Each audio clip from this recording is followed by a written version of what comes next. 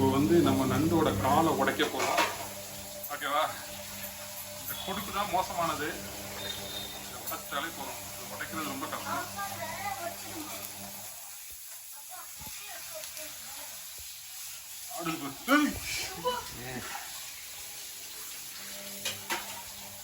உடைக்க முடியல, ரொம்ப ஆடா இருக்கு.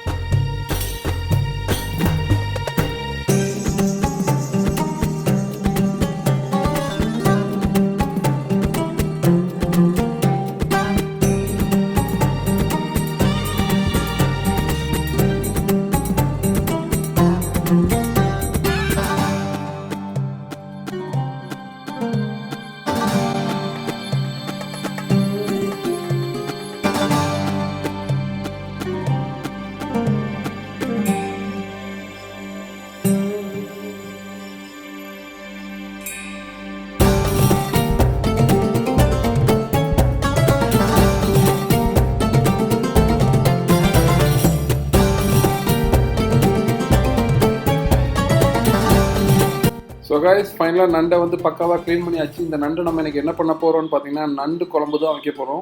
ஸோ கண்டிப்பாக அந்த குழம்பு வேறு லெவலில் டேஸ்ட்டாக இருக்கும். ஸோ வாங்க எப்படி செய்கிறதுன்னு பார்க்கலாம். அதுக்கு தேவையான ஐட்டம் வந்து பார்த்திங்கன்னா கருவேப்பிலை, நல்ல மிளகு, ஜீரகம், பூண்டு, சின்ன வெங்காயம், அப்புறமா வந்து இந்த புளி தண்ணியை கரைச்சி வச்சுருக்கேன்.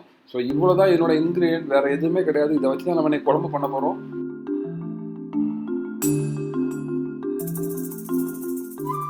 நண்டு குழம்பு நம்ம வந்து பார்த்திங்கன்னா இன்றைக்கி நம்ம மண் சட்டியில் தான் பண்ண போகிறோம். இந்த மண் சட்டியில் நம்ம வந்து நல்லெண்ணெய் எடுத்துக்கிட்டோம். நல்லெண்ணெய் எடுத்து நல்லா கொதித்து வரட்டும் இது. ஸோ இது நல்லா கொதிக்கிறப்போ நம்ம வந்து என்ன ஆட் பண்ணோம்னா நம்ம கொஞ்சமாக வடகம் ஆட் பண்ணிக்கலாம். நல்லா கொதிஞ்சு வரப்போ நம்ம வெட்டி வச்சுருந்த சின்ன வெங்காயம், பூண்டு, கருவேப்பிலை 3 ஆட் பண்ணிக்கலாம்.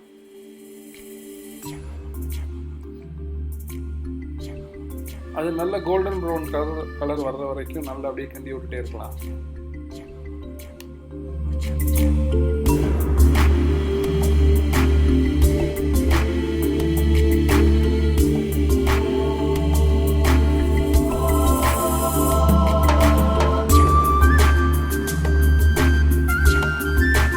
அது நல்லா வதங்கி கோல்டன் கலர் வந்ததுக்கு அப்புறமா நம்ம வந்து புளி தண்ணி எடுத்து வச்சிருந்ததை ஆட் பண்ணிக்கலாம்.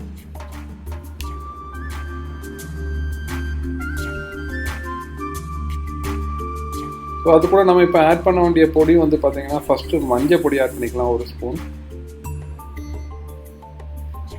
அப்புறமா சில்லி பவுடர், வத்தல் பொடி ஆட் பண்ணிக்கலாம். காரத்துக்கு ஏற்ற மாதிரி போட்டுக்குங்க. நான் 1 ஸ்பூன் போட்டிருக்கேன்.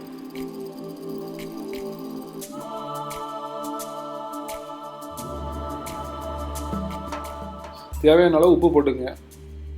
அவ்வளோதான், வேறு எந்த மசாலாவும் இதில் கிடையாது. நல்லா கிண்டி விட்டுக்குங்க. நல்லா கொதிக்கட்டும்.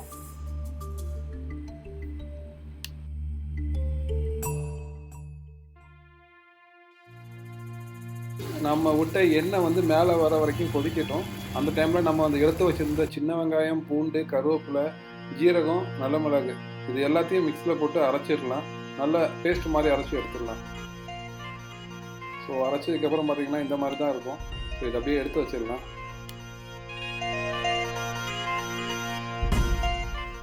இப்போ பார்த்தீங்கன்னா குழம்பு நல்லா கொதிச்சு எண்ணெய் வந்து மேலே மிதக்க ஆரம்பிச்சிருச்சு. ஸோ இந்த டைமில் தான் நம்ம வந்து அந்த அரைச்சி வச்சுருந்த பேஸ்ட்டை இதில் நம்ம ஆட் பண்ணணும். அப்போ தான் கரெக்டான டேஸ்ட்டாக இருக்கும். ஸோ இப்போ இந்த பேஸ்ட் ஆட் பண்ண போகிறோம். இங்கே பாருங்கள் அந்த பேஸ்ட்டு.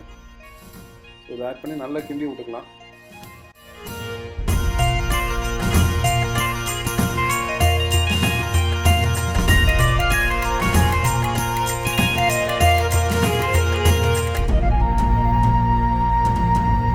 ஸோ இது நல்லா கொதிச்சு வந்ததுக்கப்புறமா நம்ம நண்டை ஆட் பண்ணிக்கலாம். க்ளீன் பண்ணி வச்சுருந்த நண்டு எடுத்து ஆட் பண்ணிக்கலாம், அந்த பீசஸ் எல்லாமே. ஸோ இவ்வளோ தான், சிம்பிளான ஒர்க் தான் இது. ஸோ இதனோட அவுட்புட் வந்து வேறு லெவல் டேஸ்ட் இருக்கும் கண்டிப்பாக.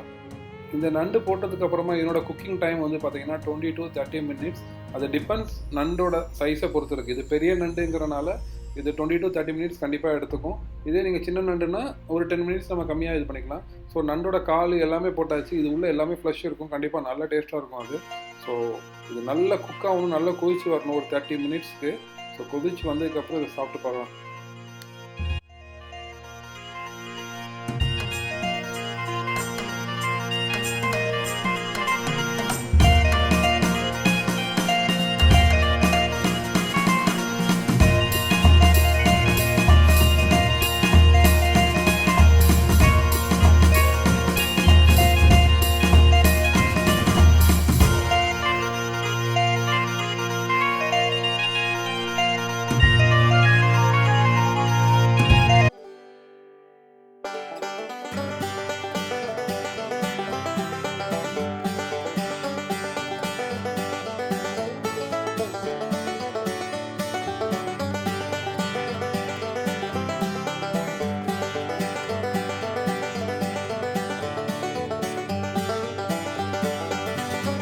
ஸோ நண்டு தொக்கு ஃபைனலாக ரெடி ஆகிடுச்சு.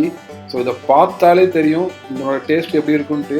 அவ்வளோ வாசமாக இருக்குது. இதை அப்படியே ரைஸ் வச்சு அந்த ரைஸ் கூட வச்சு சாப்பிட்டோம்னா கண்டிப்பாக ஒரு நல்ல ஒரு ஃபுட்டு சாப்பிட்ட ஒரு ஃபீல் கிடைக்கும். ஸோ சாப்பிட்டு பார்த்துட்டு கண்டிப்பாக நான் சொல்கிறேன் கைஸ்.